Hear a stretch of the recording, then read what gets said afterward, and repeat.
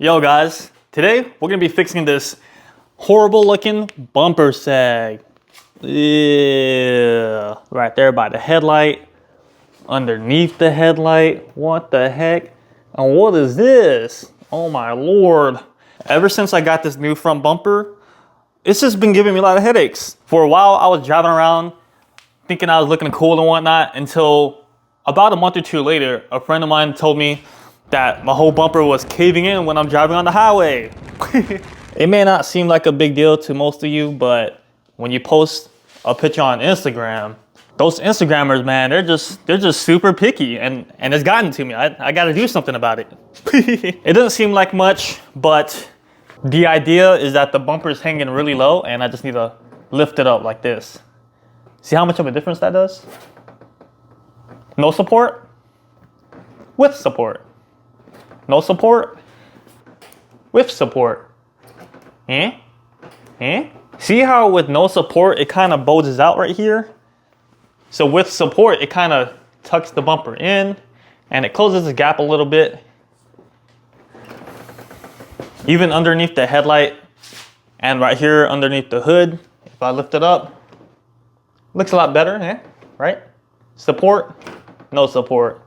Support, no support. So I've already tried a few things to try and fix the bumper sag, but man, something about this bumper in particular, man, it's been a big headache. I really like how it looks, but it's just made life a lot harder than it should be. If you notice, I don't have any fog lights or turn signals. They actually flew off just driving around. So one thing I did to try and fix the bumper from pushing in on itself was installing this little splitter right here. And it did help, but you notice that little metal piece in the center? There used to be like a big notch right here that I had to cut out because this wasn't completely straight. So in order to make it fit, I had to cut out this notch. And I guess that was pretty much a weak point and it eventually cracked in the middle. So I tried to reinforce it with this metal plate. And that's why it looks beat up and chipped. So installing this little splitter, it helped, but it didn't really fix the issue. The bumper was still kind of pushing in on itself, and I still had these bumper gaps going on. So my next step was to get the Mac lifter kit. That engine bay is dirty. Oh my lord. Oh my lord, what is going on here? So I already got the little noodles installed and they kind of help.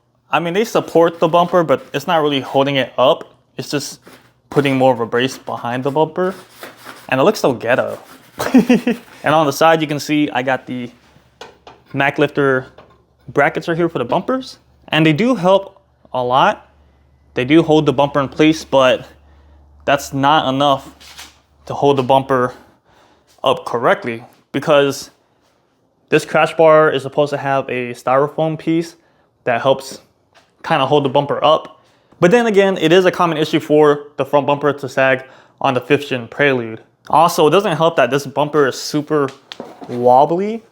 So it's just really weird to work with, and the fitment is just pretty much trash. This bumper is designed to take a beating, not to fit perfectly like OEM. So what is it then? If it's not the floaty noodles, if it's not the Mac lifter brackets, then what else can I do to fix the bumper sag? This box right here, I'm hoping will fix the bumper sag. Let's check it out.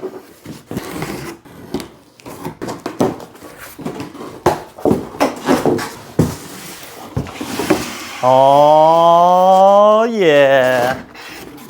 Dang. We got a push-up bar, bro.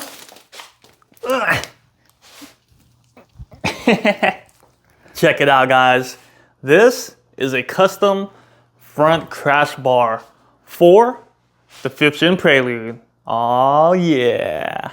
So this front crash bar is gonna replace this big old piece right here, along with this little like a vibration support type deal.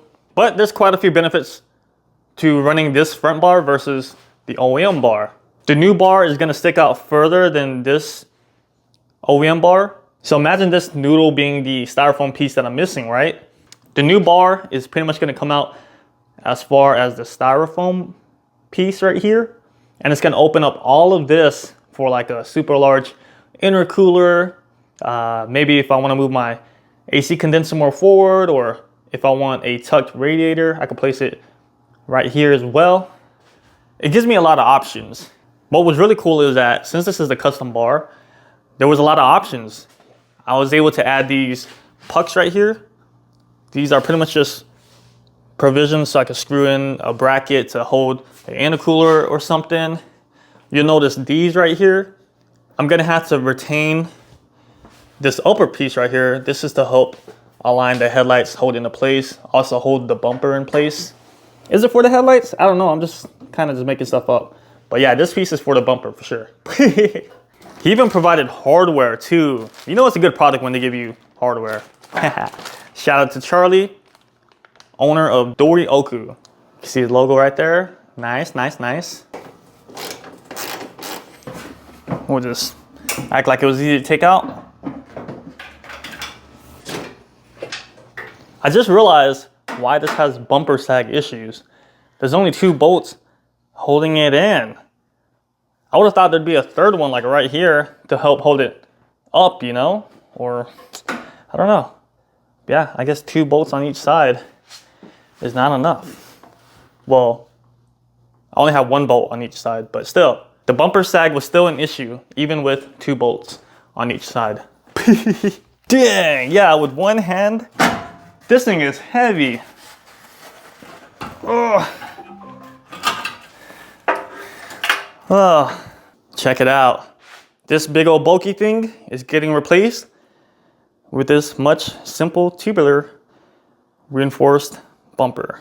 All right, so this should give you an idea of how it's gonna look. See how the new bar goes as far as the noodle on top? So you can see we get a lot more space and we save a lot of weight. Actually, I have a scale right here. Let's see. All right, whoa, wait. How much do you think I weigh though? I'm gonna say with all this clothing, probably 155. I don't know, I've lost a lot of weight, man. Oh, 166, okay. OEM crash bar, what do y'all think? 196.6. And now with this bar, I could easily hold it one hand. 176.8. From 197 to 176, that's a 21-pound difference. So that's a big savings right there. I mean, the K series is already lighter than the H22. So taking off another 20 pounds from the front end, oh my Lord, I'm gonna be spinning tires much easier now. Yo, I just noticed. Remember how I said there's only 2 mounting points for the OEM crash bar? But look, there's actually 3 holes. 1, 2, 3. Not sure what that top one is for, but the new front crash bar is using those 3 holes. So it's lighter, has more support, and gives you more space up in the front. Okay. You guys might think this is unnecessary, but I like to do the bolts on the inside and go towards the outside. So, 1,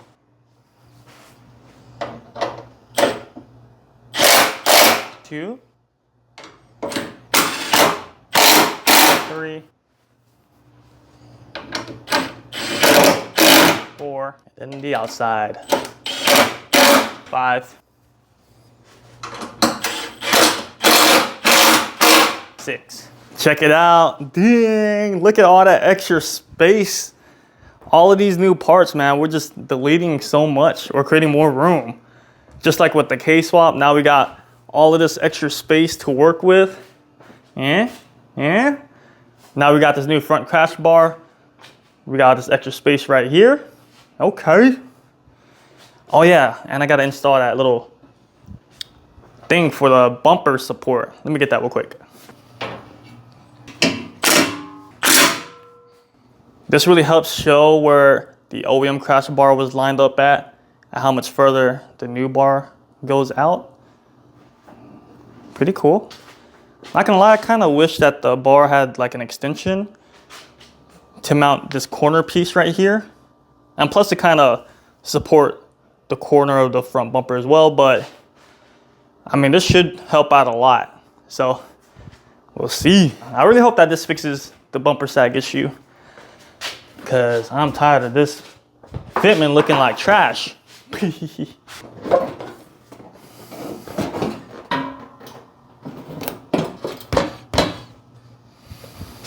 To be honest, I mean, it's nice I do have a lot of space right here, but I feel like it's not really holding the bumper up. It is supported right here though. Like, I could put my hand in here and feel that it's touching the bumper just in the front. But as far as lifting it up to fix this gap, you know, if I raise it up, see how it needs to go up some more. If I raise it up, it closes. So I think I'm going to have to raise this bracket part right here, and maybe that'll help with raising the bumper up. All I'm doing is raising this up a little bit, or probably a lot, about right here.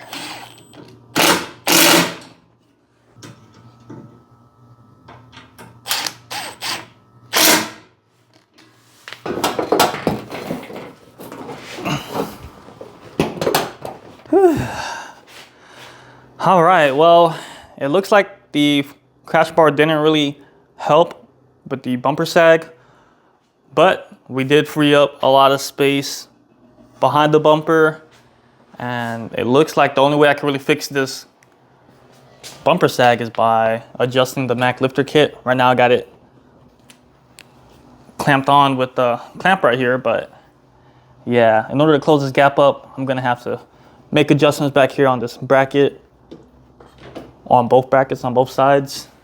So it looks like I'm gonna have to jack up the front of the car and do a lot of refinements on the adjustment to make it fit better.